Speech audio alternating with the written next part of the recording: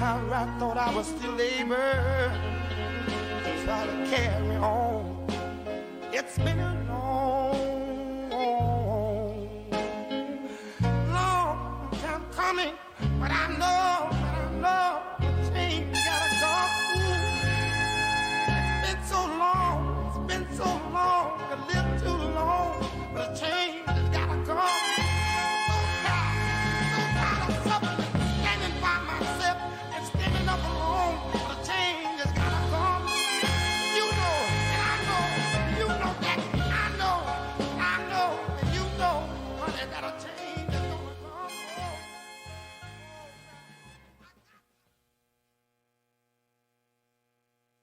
WIOX is supported by Grand Gorge Tire, family-owned and operated, and ready to serve your needs for new and used tires, including mounting, balancing, and anti-corrosive lubricant. Walk-in service welcomed Monday through Saturday, 8 to 5. Grand Gorge Tire, Route 23 between Grand Gorge and Stamford, 607-588-4100. WIOX is supported by Margaretville Hospital, a member of the Westchester Medical Center Health Network, a critical access hospital offering comprehensive medical services, including emergency, cardiology, imaging, rehab, and a retail pharmacy. 845-586-1800. WIOX is supported by the Delaware County Chamber of Commerce, a catalyst for sustainable economic prosperity in the Catskills, fostering cooperation, forging partnerships, promoting tourism, providing legislative advocacy, and building strong community ties throughout the region. More information at 607-746-2281 or delawarecounty.org. Hello, I'm Robert Steed, host of Uncompromising Music. Sunday mornings at 7 and Monday afternoons at 2, right here on WIOX Roxbury. Community radio, live and local in the Catskill Mountains at 91.3 FM, MTC Cable Channel 20, and WIOXradio.org.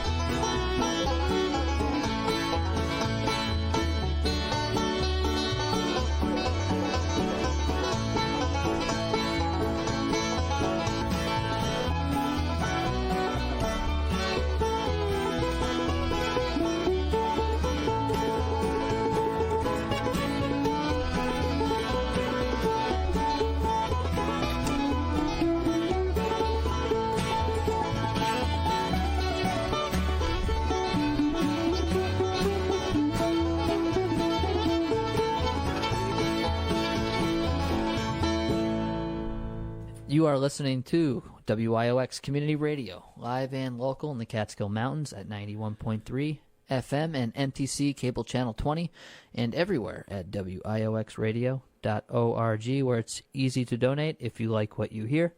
You can also get WIOX on any smart device through the FM radio apps. This is From the Forest, every Wednesday, 6 to 7 p.m. Talk about a different forest-related topic with Ryan and John.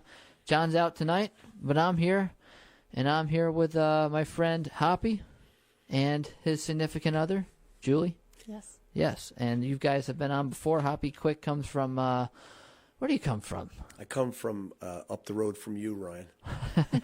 Town of Olive, I guess. Town of Olive. We'll leave it at that. But how you been, Hoppy? Been good. Yep. Yeah. What have you been up to? You know, pandemic Doesn't really change my lifestyle that much. Right.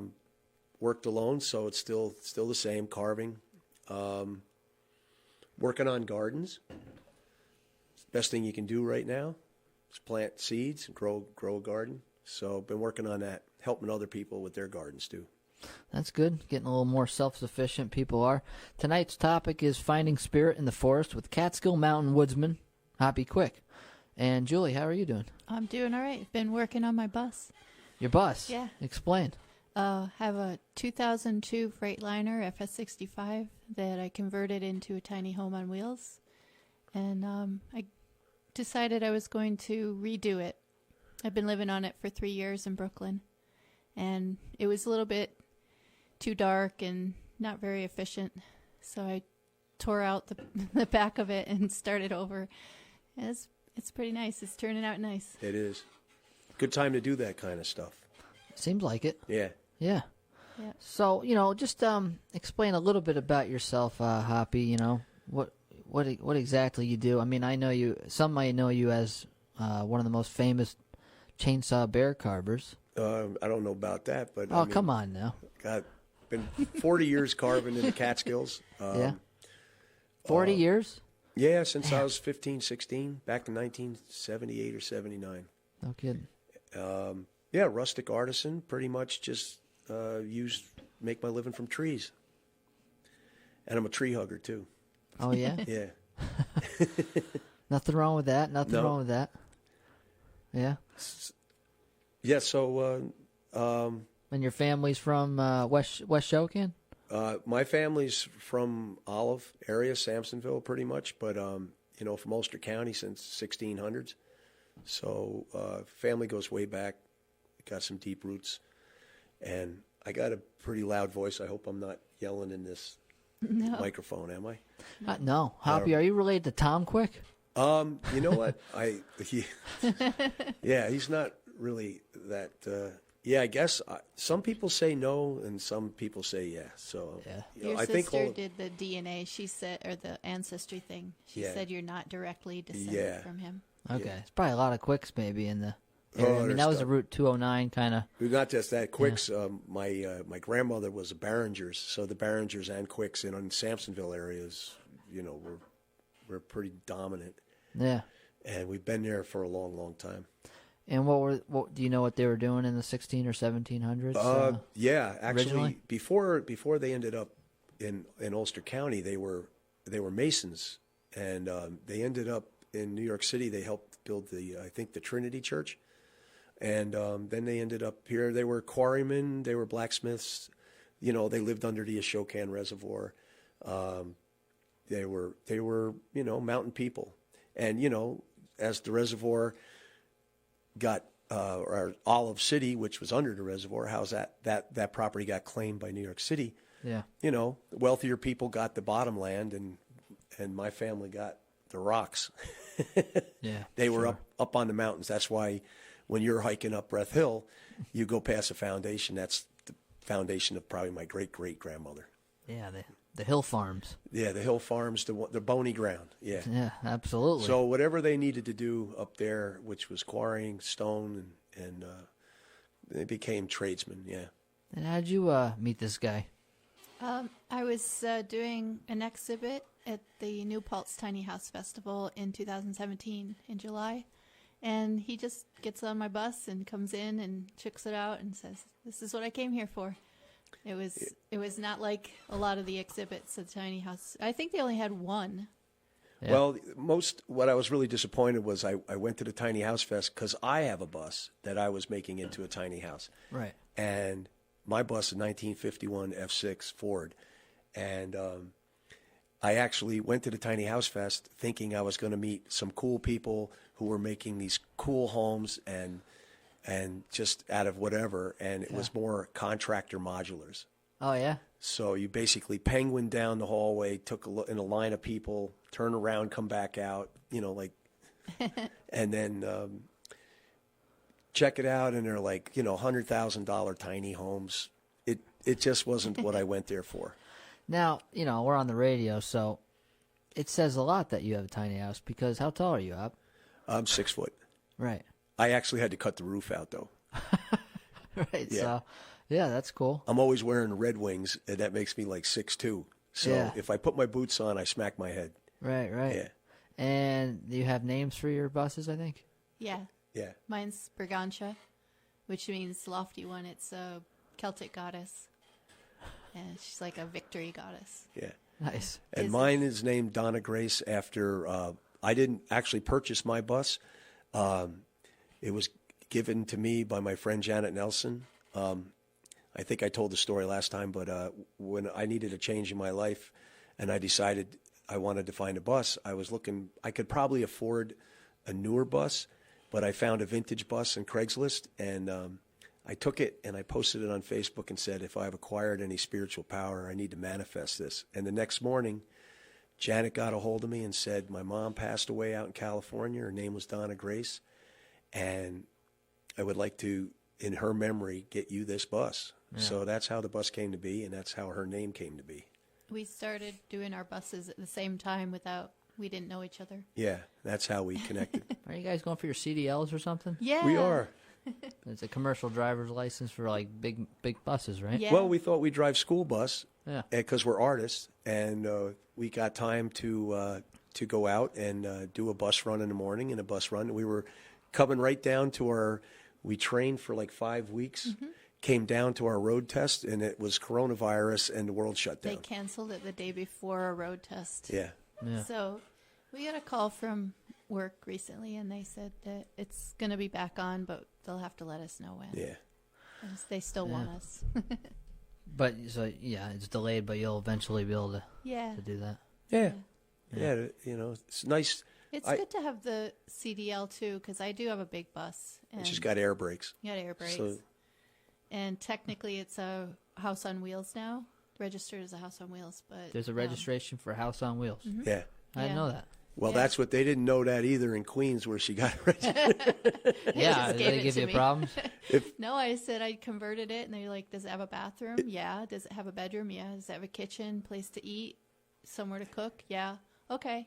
But I don't think they get asked that at motor vehicle that much down in New York City. They just thought it was so cool. So they. Up here, they run you through a little bit more of a. Well, I also have an R endorsement on my license, which gives me leave to drive an RV, a big RV, but you're supposed to take a road test for that, and they didn't know about that either, and they just stamped my thing, gave it to me. Now they know. Now they know. So you're educating the DMV. Yeah, but I can drive that bus like nobody's business. But now she'll have an air brake endorsement on her CDL. Yeah. How do you heat this thing? A wood-burning stove. For both of us, we have now it goes back stoves. to how we met, because she would come up from New York and she needed firewood. So I'd say, there's firewood is all over the place. Yeah. So I'd cut her firewood. Yeah, but my stove is tiny, so you'd have to cut like 8-inch pieces or 7-inch pieces. Yeah, Yeah, probably doesn't take much to heat it up, right? The stove is pretty small, so you have to stay up all night to feed it. You have to feed it every couple hours, so it's kind of a pain. It's a ice shanty stove. Yeah, man. But I'm getting a little potbelly stove. We got one. That's too bad. I know you guys a few years ago. I had a baker's oven, and it takes Nectar makes them made in Australia, Very and cool. you put up the flue, and then it circulates to the oven below. Mm-hmm. Oh, nice. And it takes 12-inch wood. Yeah, and it would have been perfect for that. I've seen the bakers. It wasn't a cheap stove at the time either. I spent a lot of money on that. Wow, it was cool, But and it has pots. You can take the inserts out and put a pot on there on top so you can cook. It was pretty cool. Yeah. Well, in Donna Grace, we have a yodel. Yeah. And that takes 16-inch wood, so that stays pretty warm. Yeah. Yeah, you only have to feed that once at night. Yeah. So the coronavirus comes out. We have not spoken about it on From the Forest, but I figure one show we probably should address it and how people are coping with it. And I see that on your Facebook page. You've been live streaming a ton. Yeah, well, it's a pretty funny thing happened. When this coronavirus when they were shutting down everything, I made a post that said, you know what, be positive, be optimistic, take this time to work on your garden, to do the things that you want to do around your house, and plant seeds, and think ahead. if it makes you feel better, it'll make you feel better to grow a garden and do some stuff. And it went viral, kind of. I guess it got 93,000 shares. Yes. Wow. So that's I a had, lot. like, in one day, I'm driving my mom down to get her Lyme's disease IV thing, and I said to Julie, I said, my post this morning is like 7,000 people, and it just keeps going up. And then, like, an hour later, it was like 12,000. So I had a nice picture of him with his arms out like he's giving the world a great big hug. yeah, so I actually, you know, we got. I'm a woodsman. I'm not a mountain man, but I'm a woodsman, and I make my living from the woods. But if you want to be a woodsman, I found out a long time ago, anymore, you don't have to do the craft shows and stuff if you're connected to social media. So if you want to stay in the woods and you want to do your art and you want people to see it from where you live, then the best way to do it is on the internet. So I do a lot of work on social media, especially through Facebook. So what ended up happening, we went on and we did a live stream to thank everybody for all the positive comments. Yeah. And I had, like, I don't know, 7,000 people friend requests, and it was just, I never had that much people coming at me at one time, you know. So we did a live stream, Overwhelming at first. and we saw at the same time on social media, there's a lot of negativity, a lot of henny penny, the sky is falling, and a lot of hysterics. And, you know, I'm really not into that. And, you know, I'm not a henny penny. If the sky's falling, then I'm going to be working on making a roof so that nothing falls on my head. Right. So pretty much we did with Facebook was put these live stream videos. Then it ended up going into morning sunrise on the Ashokan and taking people into the woods and saying, you know, this is happening to the human beings right now, but nature's still going on doing its thing. So because my spiritual beliefs are that I am nature before I'm a human being, it just, you know, if nature's going to thrive, I'm nature, I'm going to thrive. So it's kind of, that's the mantra. Yeah. Yeah. I've seen more people outside in the past few weeks than I have since the 1980s. Yeah. Growing up in New Paltz, I used to see a lot of people outside when kids were outside, I think a lot more. And Yeah. just in the past 3 weeks, I've seen both kids and adults outside way more. I think everyone got their yard work done in March. You know what's the nicest thing? Drive down the road and seeing fathers pushing their kids on bicycles because they can't go to work. Yeah. Or I have my friend Eric Madison. I don't know if I can say names, but he's telling me, you know, normally he's got Little League practice. He's running from here. He's got his daughter going doing this. They're shut down. They're playing board games. He's taking his kids and they're going fishing. And so I guess what I'm trying to say is, even though we're into this really horrible thing right now with this pandemic, there's more to our world other than us. And, you know, nature's out there and it's still, it's going on, and we have to learn to adapt. And this is a change that's happening in our world. And there's going to be some people, the henny pennies, there's going to be some people that really have a hard time letting go and they don't want to change. And there's going to be people, this is where I go from head to heart. Yeah. There's people that live inside their head. And, you know, I think we've been evolving egotistically as a species. And I really think that our heart center is connected directly to the universe and to nature.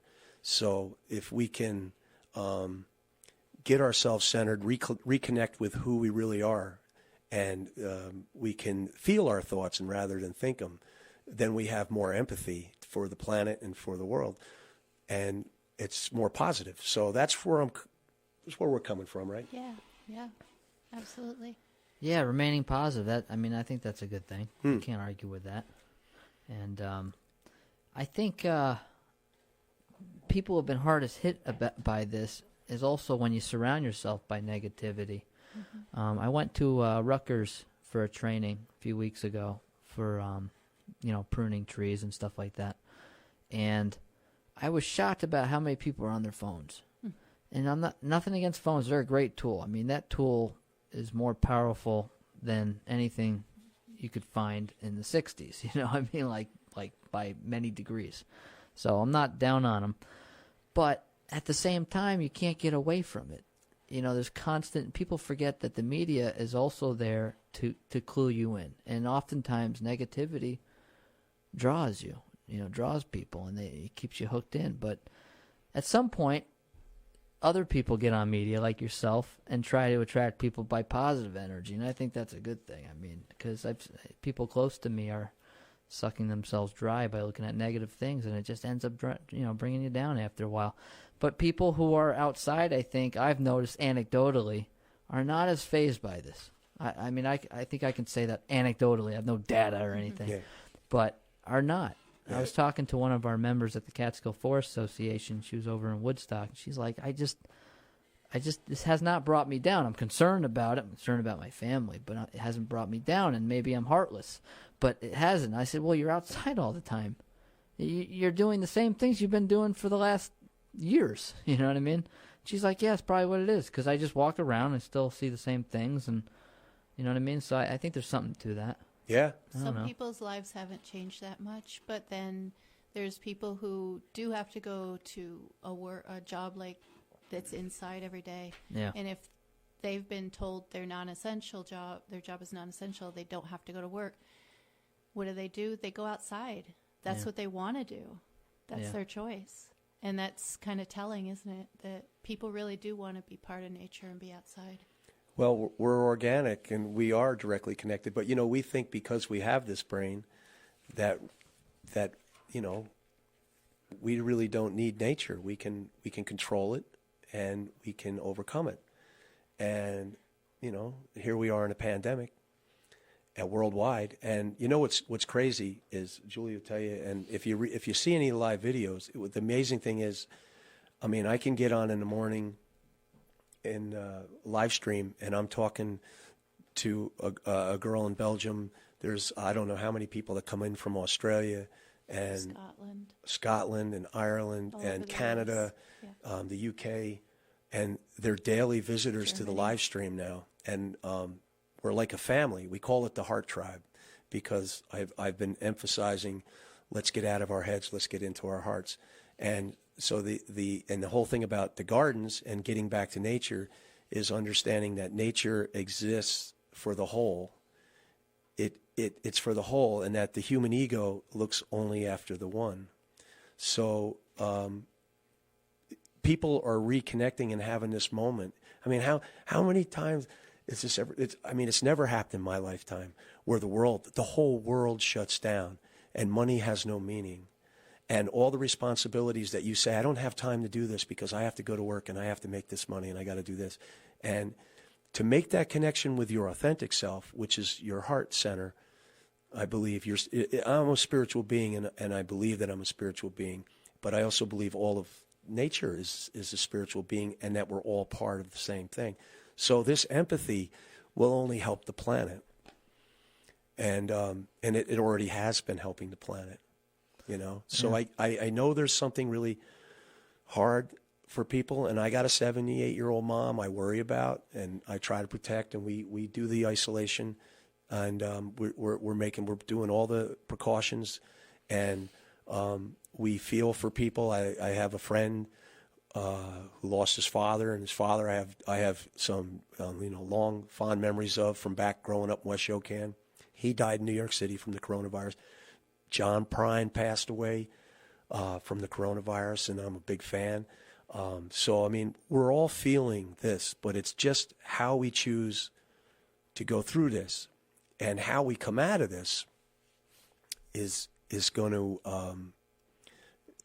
I lost the word. Inform our direction going forward, right? Yeah, it's going to choose direction. Either and I really truly believe there's going to be two pathways. There's going to be the people that can't let go, and there's going to be the people that can move forward. So I kind of like, and the sad thing is, I have a lot of friends on Facebook. I got a lot of local friends. I'm seeing the negativity. I've been unfriending and putting them aside because I don't want, listen, I understand people are going through this the best way they can. And I'm not telling them people how they got to go through it. I'm just saying I got kids. Ryan, you got kids. You know, your wife and Julie, and she's got kids. And if we go on and we give out hysterics, we're not helping anybody. We're all going through the same thing. Right. But if we scare kids, because kids got to know that the adults are holding it together and that we're going to move ahead in a positive thing and that they don't have to be afraid. And the same with the elderly people who are in the high risk and those other people with compromised immune systems that are in the high risk. Mm-hmm. If they're sitting home and they start seeing this stuff, because all you got at home right now is the internet. And if you go through and you start seeing like you're like, hey, I'm over 70 and I got a little bit of a breathing problem, this is possibly going to. If you got some people out there saying, here's the mathematics. Right. Here's the math. So many whatever, I don't want to hear that. You know what I mean? I think we lost our faith. And not faith, I'm not a religious guy, I'm a spiritual guy. Faith in myself, faith in the people around me, because I believe all the people are nature, and nature's God. So everybody, I got faith in everybody. Yeah. And I got faith in everything. So if we went by mathematics alone, no one would go in the forestry field. Loggers definitely wouldn't do what they do, right? Right. The mathematics are against them. Yeah. It's the most dangerous job on land, yet they do it because I feel like most of them really do love what they do. Yes. We've had loggers on this show, and to me, they're some of the most exceptional people there are. And the loggers I know, I got a buddy who you met, Mickey. He logs for Wood Products. Oh, that's the Boone guy? Boone, yeah. Boone. Well, Boone's a logger mostly because Boone likes the woods. Yeah. So if you looked at Carl Lane, or Carl Lane passed away, but any of these loggers, they actually, believe it or not, it's not about the logging as much as it's about they like being in the woods. Yeah. Well, you've been on before. Being in the woods, right? Yeah, I love being in the woods. Yeah. You make your living from it one way or the other, and it's a rural land use. Remember when we had that show Defining Rural? Yes. And I think you're going to see, hopefully, I hope, that maybe we'll return to some more rural land uses, maybe some more acceptance and tolerance of rural land uses. Sustainable living for sure. Yeah. People are going to start using their land to take care of their families, because this is a big eye opener right here, this pandemic, and it could come around again. So you want to be ready. So you put in a big garden. Some you got to clear a patch of your land. You got to do some foresting, and you got to canning. Yeah. Canning, yeah. Yep. Chickens. Yeah, chickens, everything, pasture. So Milk goats, cows. Yep, we're down the road probably going to do milk goats. Oh yeah. Yeah. Are you? Yeah. No Make kidding. some cheese and some soap. Yep. Soap. Yeah. Yeah, I make soap from deer fat. Yeah. No It kidding. makes excellent. It's a hard bar. Yeah. It lasts a long time. It's not going to set up like your store I'll buy one bought. off you. Yeah, I'm out of Go it. through soap like crazy. I was at the Forest Festival and someone offered to make soap, one of our members, and I gave him all my deer fat, and I'm still waiting on it. I wish I never gave him How all do you my get fat. deer fat? There isn't a lot of fat on deer. There isn't, but you don't need much. Right. So just above the rump areas where you're going to find fat, and some years are better than others.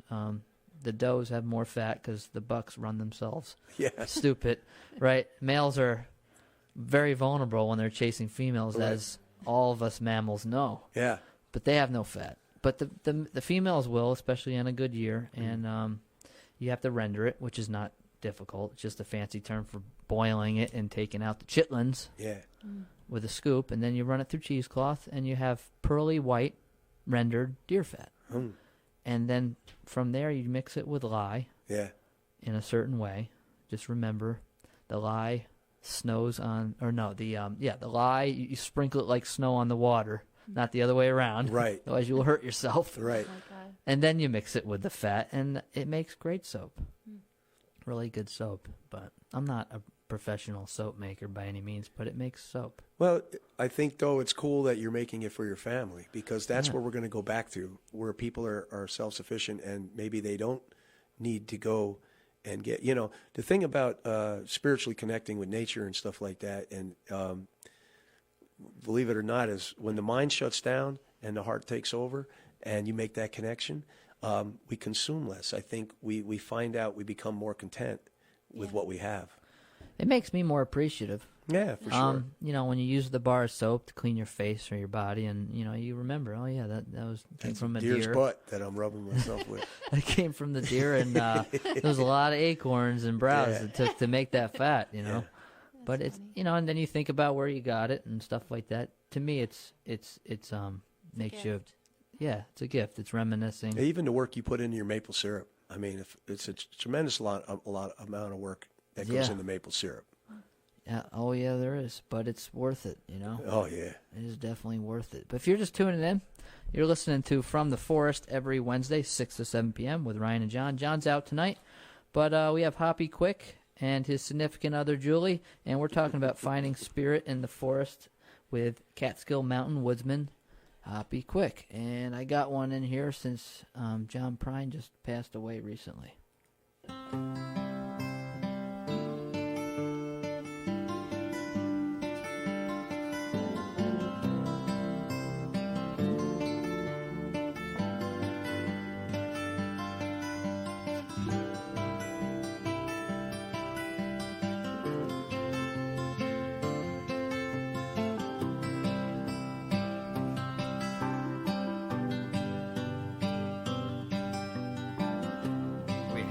Apartment in the city. Me and Loretta like living there. Well, it'd been years since the kids had grown a life of their own, left us alone. John and Linda live in Omaha, and Joe is somewhere on the road. We lost Davy in the Korean War, and I still don't know what for. Don't matter anymore. You know that old trees just grow stronger, and old rivers grow wilder every day. Old people just grow lonesome, waiting for someone to say hello in there.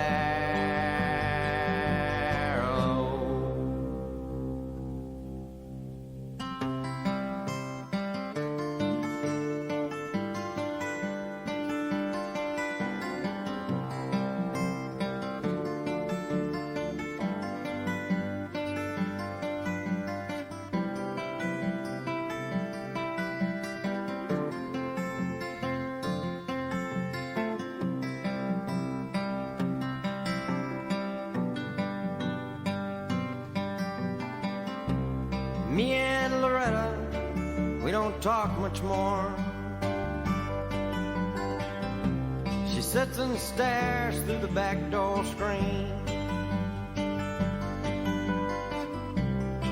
and all the news just repeats itself like some forgotten dream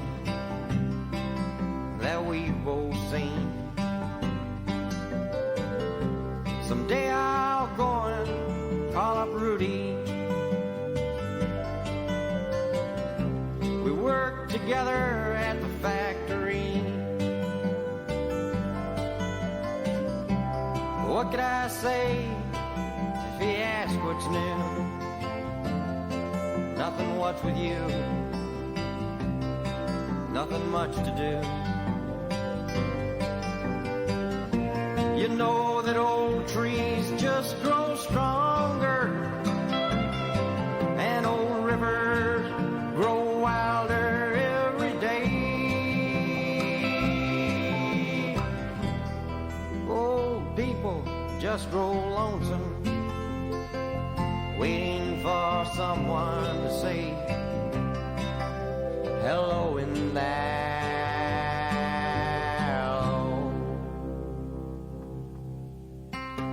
So if you're walking down the street sometime, spot not some hollow ancient ash. Please don't just pass them by and stare as if you didn't care. Say hello in there. Hello. All right, if you're just tuning in, you're listening to From the Forest every Wednesday, 6 to 7 p.m. with Ryan and John. John's out tonight, but tonight's topic is finding spirit in the forest with Catskill Mountain Woodsman Hoppy Quick and his partner Julie. So Hoppy's been on before. We've talked about many things. Defining rural, I particularly like that show, and also stories from the Catskills as far as old timer stories like Buddy Eckert. Yeah. And we've talked about your chainsaw carving. But tonight is probably about as close as we're going to get. Well, we are talking about the coronavirus and how people cope with it, right? I mean, how we cope with it matters. Yes. And how do you think we should cope with it? Or how are you coping with it, I guess? I'm just, well, you know what, not, like I said before, not much has changed in my world. I'm a woodsman, so I'm in the woods, and I'm just sharing, I guess, my philosophy about how, you know, you don't really have to extract something from nature. Nature gives to you, and it can give you some nice calm feelings right now. You know, if you're not walking on top of one another in nature, you know what I mean, like freeway full of people, you know, you're giving yourself some space. But there's, you know, and it, you know, Julie has taken me to New York City, and I was a little stressed out because I'm not used to being around that many people. But I was really fascinated with the New York City parks, and we had a conversation about that at one time. That was one show, yeah. Yep. Hoppy Goes to New York City. Yeah. Yeah. But there's a little bit of nature everywhere, you know. And, you know, up here, we're in Roxbury, which is, I think, the home of John Burroughs. Sure. And Woodchuck Lodge, I've never been to it, but it's not far from here. It's not. Julie and I are going to actually go do a live video, I think, maybe Friday, and go to Slab Sides. Yeah, I don't know if you've ever been down there. By the Hudson? Yeah. Sure. And so, you know, Whitman and Burroughs and all those guys were friends. And a lot of what I've gotten from my friend Saul, the teachings of different mountain people. And, you know, they shared the wisdom of what they read from Burroughs and Whitman, and they got me into it. So, Emerson. So, you know, if you read those guys, you can't help but have a connection to nature and understand that it has that you're directly connected to it. Yeah. And I truly believe that. And I guess in order to do what I'm saying, you kind of got to be a spiritual person. If I don't connect with your spirit. Yeah, I don't know if you're an atheist or something. Maybe you won't look at it the same way. And I talk a lot about head and heart, and I say it takes a lifetime to go a foot to get out of your head to get to the middle of your chest, and it truly does. It takes a lot of journeys, but nature, it just feeds you its energy, and we breathe it in, we breathe it out, and you know our feet's on the earth, and Burroughs used to say our head's in the sky, and that's all you need to know. Yep. I think being out in the forest too is humbling. Yes.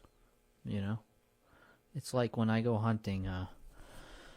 Hunting's very humbling, and maybe some hunters don't want to admit it, but I'll speak for them right now. Sometimes you miss. Yeah. And there's nothing worse than missing a deer with an arrow or a bullet, and the deer running away, and you have no one else to blame but yourself. Yeah. Sometimes the hunt is just being out there, though, too. Absolutely. Yeah. But, you know, that's what you eventually come back on. You say, well, I was outside today and it wasn't a loss, and, you know, the deer got away and I enjoyed all these other things, and that's what hopefully happens. That's what happens to me. But there is no one else to blame. You know, the birds are flying around and they're just doing their thing, and you missed, and or whatever, or you just couldn't find anything, but hey, you're having a nice day. Yeah. But to me, that's humbling, and that's a good thing, I think. Well, it's good to know that there's more to this world than human beings. I think that's where the head part comes in, where we think we are it, and then The problems that we have in this world are our problems, and they're major. But we're really only a small part of this planet and this universe. And there's so many other beings here that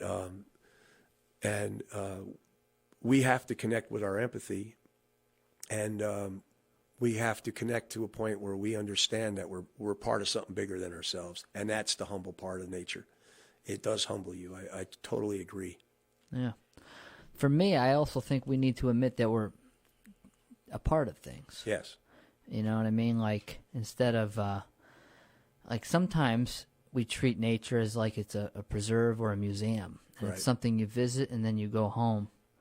And to me, environmentalists have been battling this for, well, really since the early 20th century. What, do you preserve it and just look at it like a diorama, like John Muir, who was religious about nature? And then the other side of that are people who still revere nature, but they're more conservation-minded, and they admit that maybe we are a part of things.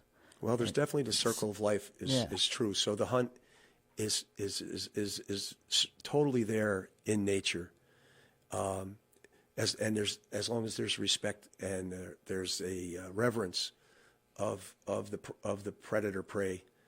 Each holds each in high regard. I mean, I'm sure, I think we said this in the videos too. It's like, if there's a lion out there and the lion's going to take an antelope, that's part of the nature of things. And the human thing is, there's also this thing like, oh, I love lions.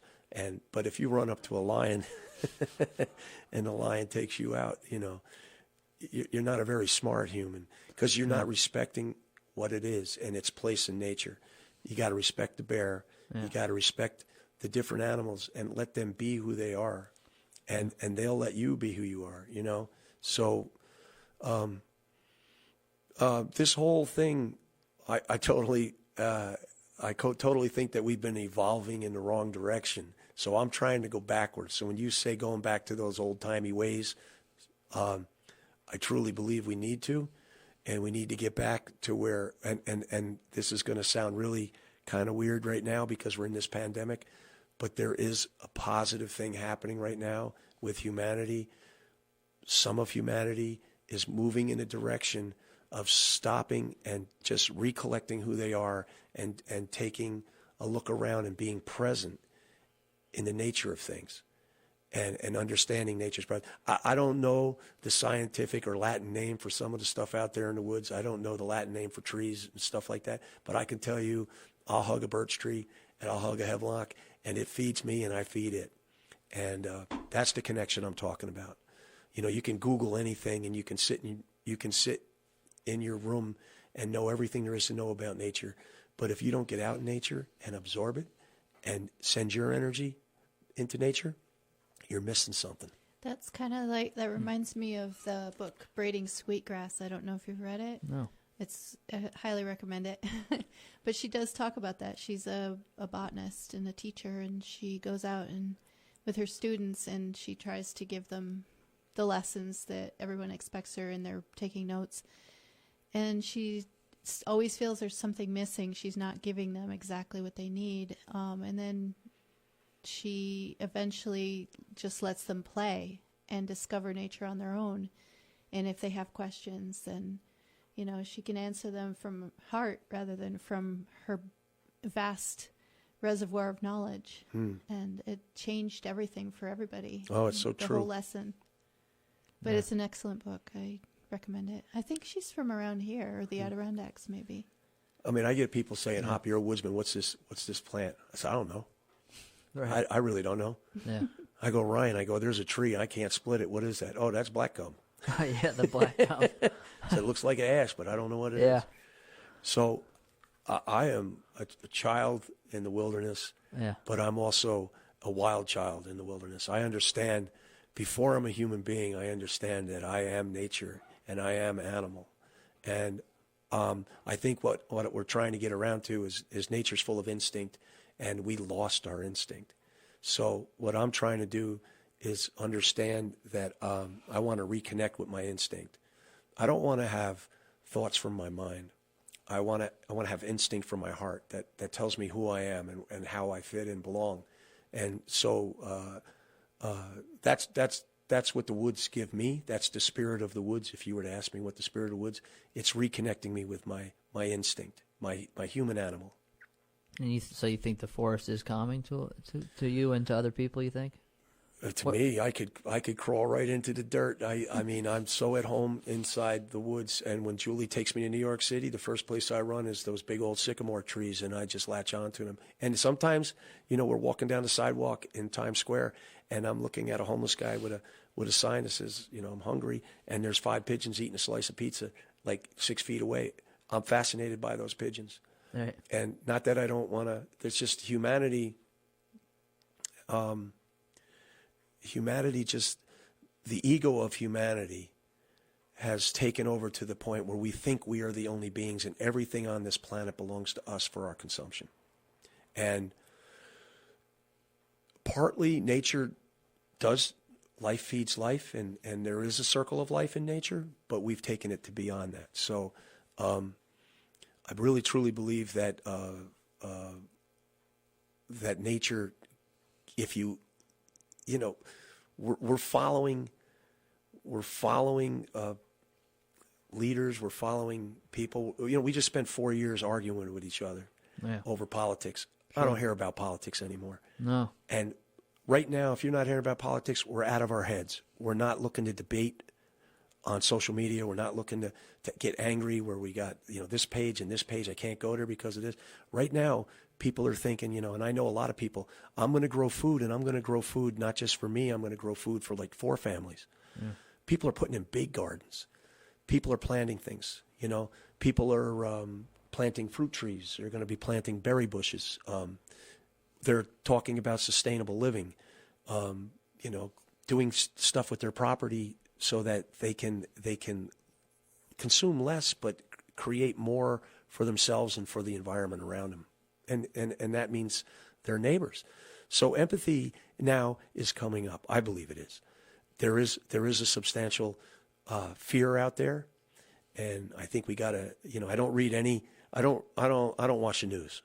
Right. I don't watch the news. And you know what? If you watch the news, the one thing I'll tell you about the news is it sounds like the trailer for a horror movie. It's like, it's like the coronavirus. Got the music in the background. Yeah, it's got everything. It's already got you scared before the news even comes on. Well, there's a culture of catastrophe. I feel, I've stolen that from someone else, but I do believe that. I think it's been going on for 30 years, this culture of catastrophe. And I'm not saying that what's going on isn't a concern, but let's remember before and after. I mean, we named snowstorms. Mm-hmm. Every flood is another locust coming at us, and it's hard to know when something is real anymore. Right. And I know some people are probably thinking, well, something's real when someone next to you dies. Well, yeah, that is. People die all the time. But it's just constant bombardment, of fear, and I don't know if that gets us anywhere. Well, we all know it's there. We're all dealing with it. It's because I deal with it with a smile. I mean, right. I'm seeing a light at the end of the tunnel. That doesn't mean I don't care and that I'm not being realistic. I'm coming at it from heart, and I'm coming at it with a heck of a lot of faith. I have faith. I really truly believe that majority of this planet are empathic beings, and that if they have given the time and the time out, that they can reconnect with their authentic selves, and that they will open this empathy up, and they will be more concerned about each other. They'll be more concerned about the planet, and they will become, will become the human beings that maybe that we're supposed to be. Yeah. This is about as philosophical as we get on From the Forest. And tonight's show is Finding Spirit in the Forest with Catskill Mountain Woodsman and his partner, Julie. That's okay. We could be philosophical tonight on From the Forest. I feel like whenever I get into debates with people, and obviously sometimes I'm just as bad as the next guy, not listening or over-talking someone because you get too passionate or whatever. But the one thing I don't tolerate anymore is when someone questions my intentions. If we just admit that most of us have good intentions, mm-hmm. I feel like the argument or the conversation would be better. Yeah. Sometimes on Facebook or whatever, people will begin the conversation with, "You don't care about people," and it's like, how do I? You don't care about the forest, It's like, well, I can't really argue anymore with this person. If we admit that most people's intentions are good, it's usually how we want to get to that end point where people disagree, and that's fine. Yeah. But how do you talk to someone who just says my intentions are to kill people or I don't care? Well, and after that, I'm like, I'm out on this. That goes back to the head and heart. It's a very simple analogy, the head and heart. If you're in your head, you're looking after only one person, yourself, and you're going to shoot missiles at the person you're debating with, whether they're real or not real. Right. And so if both people are coming at each other, empathy is like a hawk's eye view of a communication. So two people standing and they're having a disagreement. If you're centered in your heart and you let your heart feel your thoughts, don't just think them and spit them out of your mouth, because they're really not real. But if you can come from an empathic thing, then you're really going to listen to what your person. You don't have to try to sway them into your opinion. Neither one of you have to fight that out. But you get a hawk's eye view of the whole thing around, and your communication will be a heck of a lot better. Yeah, I find it with natural resources management or environmentalism, where people say, "Well, you don't care about the environment. You just want to cut all the trees," and it's like, well, the conversation's over at that point, because that's not true. You know what I mean? So yeah, there's got to be that empathy in the beginning. Mm-hmm. That let's just assume that you have good intentions, that you care about the environment or whatever. And now we can talk about how to get to that common goal. Yes, Julie, I walk away. A lot of I just walk away. Yeah. Because I don't want to get in the head. I want to recenter. I could be talking to somebody and somebody say something. We're building a garden right now for somebody that moved up from New York that was in a panic, and they were a little bit afraid, a lot afraid. Yeah. And so they got their family out of there, and they came up here and they rented a place, and they just wanted to build a huge garden. And so I'm working on a garden, and the guy says, "How old's your ma?"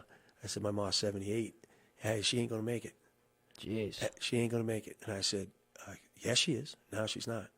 And we worked that out, but I understand. So the empathy there is I had to stop, because I could get angry and say, "Hey, you have no right to say that." And I could go and I could throw missiles at this guy, and we could part. But we're building the garden together. Right. And we're doing something positive. And this guy wants to spend money and build enough food and grow enough food for like 10 people around him. Yeah. So his heart is there. He just came a place from New York City. Upstate here, we're not at the place that New York City is right now. They're ahead of us. They're dealing with more. We do have to protect ourselves up here a little bit, because some people are commuting back and forth to the city, which is really not cool. But if this guy, I have to step away. I walk away for a day. I go up on a mountain. I purge myself up there, screamed out, and I come back the next day and say, "Listen, you're thinking about this. You're coming at this pandemic from someplace fear. I'm coming at it from a place of love. So I'm not going to try to turn you into my way of thinking, and I definitely do not see yours. But you can't say insensitive things. And as long as you agree with that, let's just build this garden." So at the end of the day, when we built this garden, the guy looked at me and said, and he said, "You know what? I understand what you said, and I should, And I said, "Well, all we got is faith. You got to believe everybody's going to come out. You got to believe that we're going to come through this. You got to build that roof, because the sky's falling. So you got to protect your head. And you can run around and scream, or you can build a roof. So let's build a roof."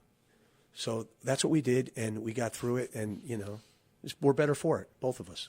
Yeah, and you're noticing that through your live streams and stuff. Like, what are some trends you're seeing? Any questions and stuff from people around the world, or the United States, or whatever? I think the people coming to live stream, and Julie will tell you, most of them just want a place to go that's positive. Yeah. It's like They're coming for the positivity. We don't talk about coronavirus. We talk about Winnie the Pooh.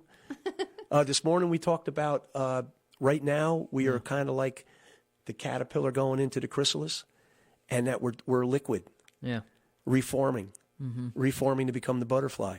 So when we come out of this thing, we come out as coronavirus, and like I said, some people ain't going to change, but some people are. You told them about a nice dream you had last night, too. Yeah, I had a dream. Julie and I were in the supermarket in our Carhartts, and there was a song on, and we started dancing and waltzing around the supermarket, and there was hardly anybody in there. A couple kids were smiling. So it's all about calming people down, get them into their hearts, so they get out of the fear that's in their heads.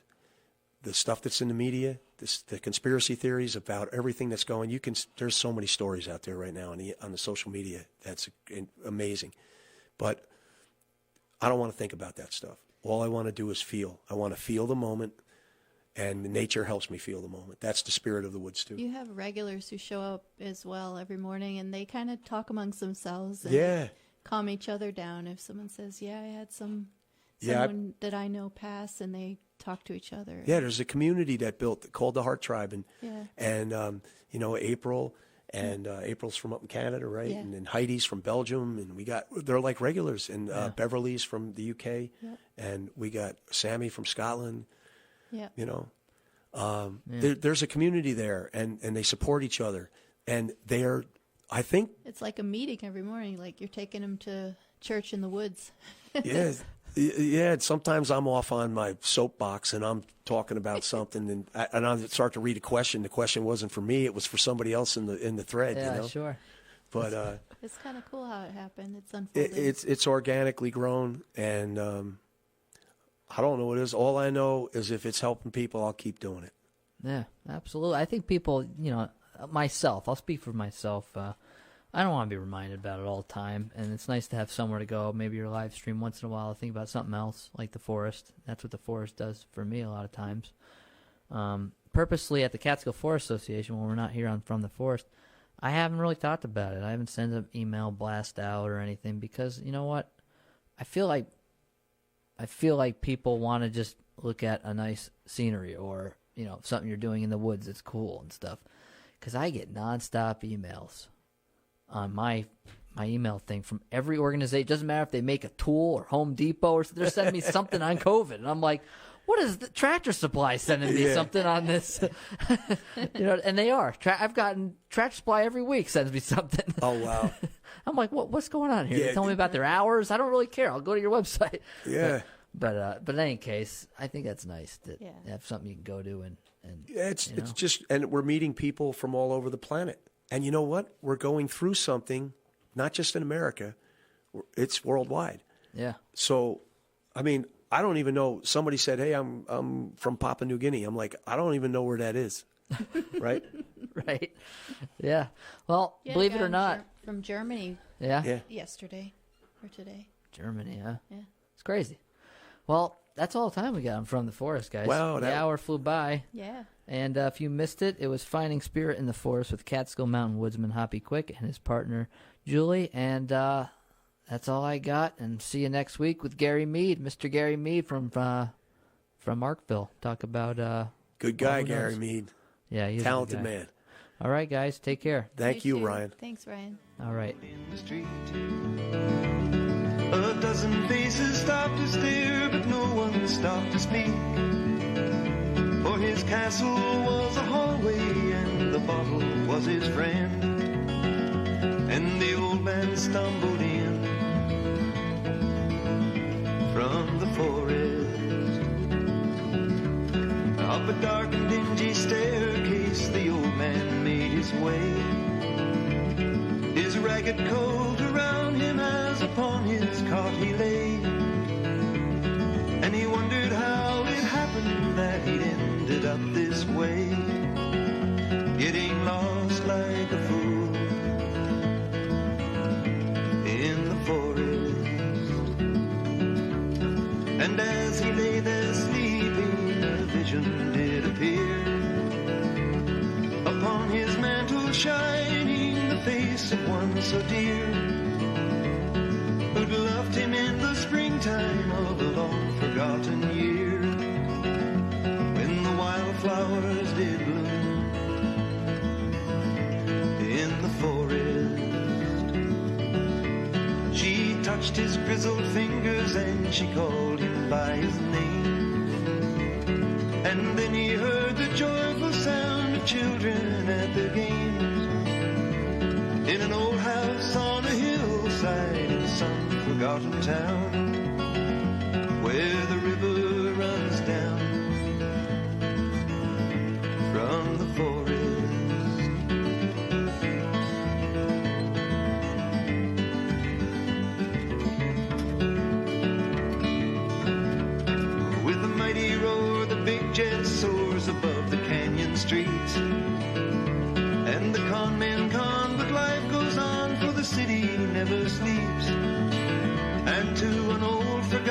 soldier, the dawn will come no more. For the old man has come.